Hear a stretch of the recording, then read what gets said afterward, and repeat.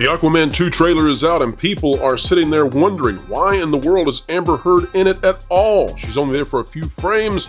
She's hidden behind a glass window. It's murky, it's blurry. So why even put her there?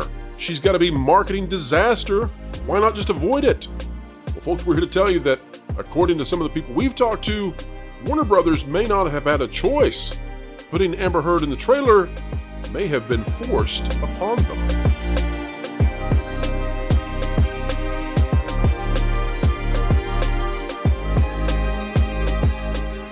Hello folks, welcome back to another video of excellence here on the WDW Pro channel as we endeavor to explain entertainment.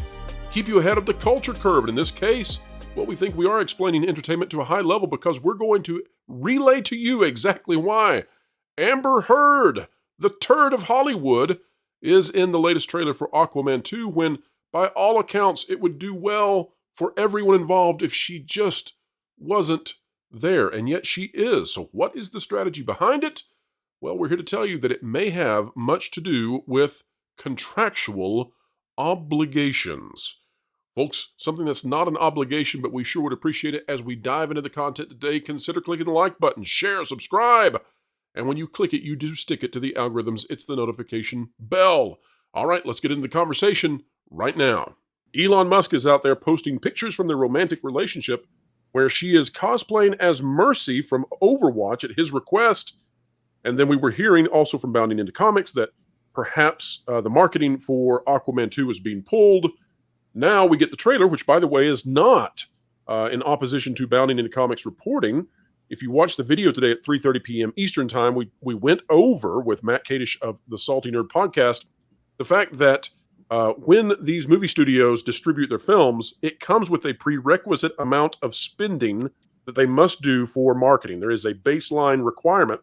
One of those requirements is a trailer. They cannot distribute to theaters, and they must once they're locked in, but they cannot distribute without a trailer. And so that trailer came out. We all expected it, but we were wondering what would happen with the infamous Amber Heard herself recently not only caught cosplaying as Mercy from Overwatch, but also apparently pooping in an alleyway. So there were no beds left, apparently. I don't know what was going on there.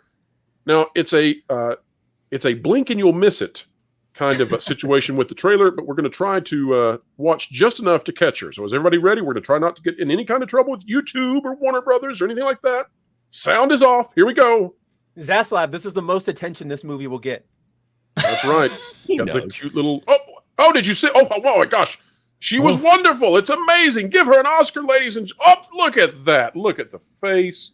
Oh, my gosh. Is acting. I think Johnny Depp has seen that face before. What do you guys think? I was gonna say, like, this is the shot you highlight after we spent the summer or like the spring going over how violent and awful she is. Like, this. What are you talking about? This is marketing genius. This is marketing genius. They are trolling their own actress. Play into it. Play into it. Culture, give us your thoughts on this. It's amazing. Oh, I loved every second of this. I captured these frames, and they're literally digitally going to be preserved forever. I might create a loop of just her punching a window.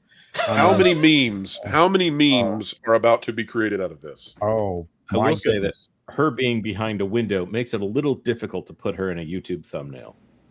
Well, that is true. That's going to that's going to stymie it a little bit. But you know, when you're pooping, 4K release, it'll be fine.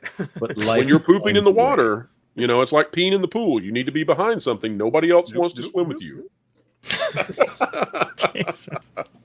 Man. So, guys, let's talk about Aquaman 2, though, for just a moment. We've heard from Bounding Into Comics that this one is losing its marketing. Do we think that this is actually going to be affected by Amber Heard, or do we think that it's just probably so bad that this is a non-factor completely? I think that I'll be honest. I don't think at this point, with the movie being the end of the Snyderverse, that is literally the last Snyderverse thing, and they have in the shoot, as far as I'm aware, unless I'm forgetting something. On to Rebel Moon, then. Yeah,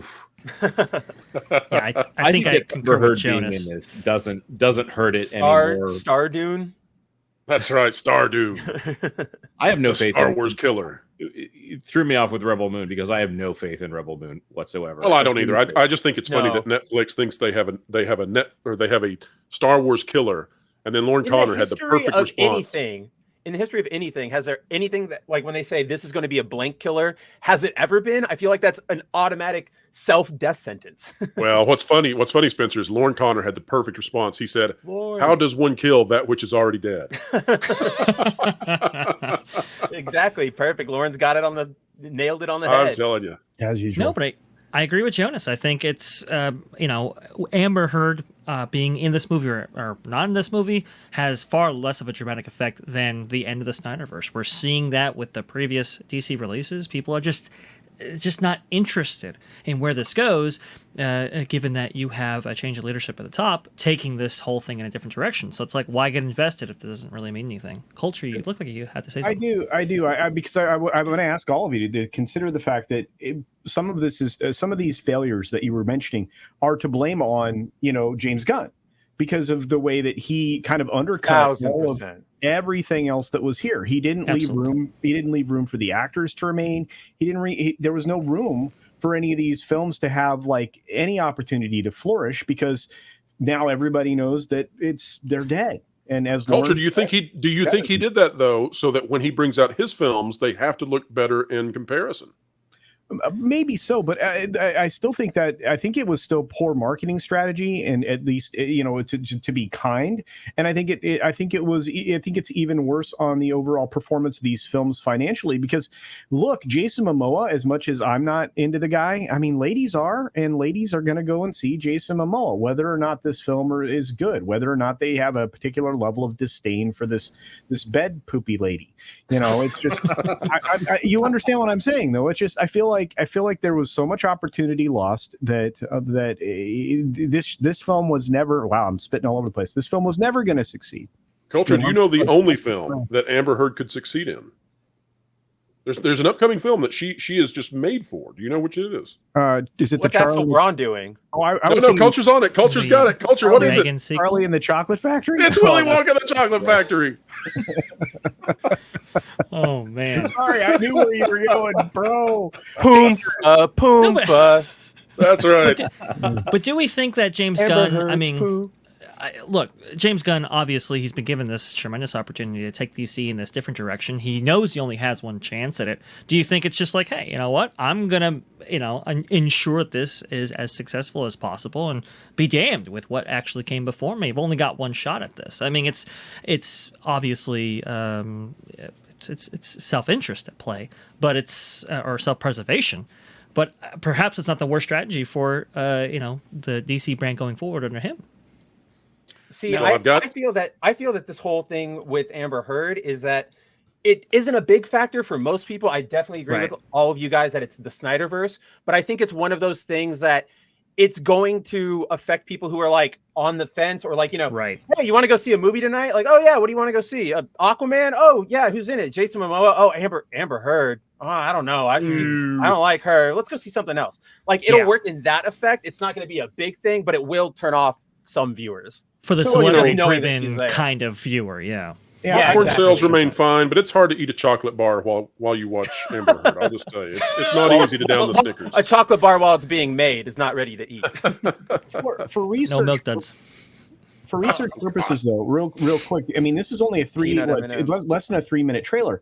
How many frames is she actually in? Because it took you an effort to catch this particular picture, and well done, pro. But how many frames did it take? I'm just curious, because literally, if she's that forgettable, if she's that forgettable, or they're trying to make you forget her and they're only honoring her with this violence, I think it's playing on many levels. I mean, serious question, Culture. Serious question on this. Is she in the trailer because there was a contractual stipulation that she had to be in the trailer? You know what? That's been suggested by people that would know better. I would say that that's probably spot on, because I mean, she does appear in the film. I think that's also a contractual thing, that she had to be in the film. So I have a feeling that her presence will be rather limited. But we'll find out. Next question, and I open this up to the entire panel. This is a point that was made by Matt Kadish. I think it's fascinating. What drove the first Aquaman to such success was the demographic called women. Now, I know that many of us out there don't know what that would even mean. It's so nebulous a term. Somebody define it for me, please. That's right. But these individuals who identify as women, they drove the success of Aquaman.